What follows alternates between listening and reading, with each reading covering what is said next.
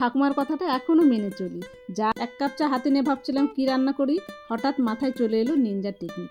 যেদিন তোমাদের হাতে একদম সময় থাকবে না, আমার এই রেসিপিটা অবশ্যই ট্রাই করবে।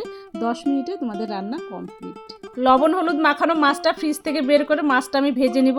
এবার ওই তেলে গোটা গরম মশলা, জিরে, তেজপাতা ফোড়ন দিব। ফোড়নের ফ্লেভারটা খুব ভালো আসা পর্যন্ত অপেক্ষা। ব্যাস, এরপরে আমি কেটে রাখা সব সবজি দিয়ে দেবো। সবজির মধ্যে তেমন কিচ্ছু নেই, শুধু ক্যাপসিকাম, পেঁয়াজ, টমেটো আর কাঁচা লঙ্কা। এটাকে আমি তেলের মধ্যে দিয়ে ভেজে নেব। মশলা বানানোর জন্য আমি এখানে কাজু, 4 মগজ বাটা নিয়েছি, ধনে, জিরে, লঙ্কা পাউডার, চিনি, লবণ, হলুদ, যেটা লাগে বেসিক মশলা সেটাই। আর অল্প জল দিয়ে এটাকে আমি গুলিয়ে নিয়ে সবজির মধ্যে দিয়ে দেবো। সবজিটা তো বেশি ভাজবো না। হ্যাঁ, মটরশুঁটি দিয়েছিলাম, সেটা বলতে ভুলে গেছি। আর এবার মশলাটা দিয়ে দিব। মশলাটা কষানো হয়ে যাবে, তেলটা ছেড়ে আসবে। আর উপর থেকে একটু কাশ্মীরি রেড চিলি পাউডার দেবো কালারের জন্য, যেন একটু দেখতে ভালো হয়। এবার আমি জল দিয়ে দিব পরিমাণ মতন, যতটুকু আমার ঝোল দরকার। ঝোলটা ফুটে গেছে, এবার আমি মাছটা দিয়ে ফুটিয়ে নিব। ক্যাপসিকাম, মটরশুঁটি আর পেঁয়াজের সুগন্ধে মাখানো চমৎকার মাছের ঝোল একদম অনন্য।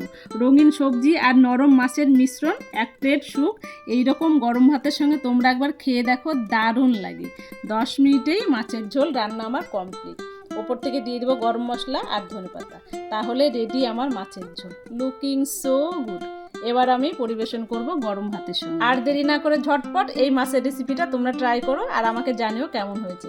আমার ভিডিওটা ভালো লাগলে অবশ্যই লাইক, কমেন্ট, শেয়ার করবে। দেখা হবে নতুন একটা রেসিপি নিয়ে পরের ভিডিওতে। ততক্ষণ সবাই খুব ভালো থেকো, সুস্থ থেকো, এনজয় করো। Thank you.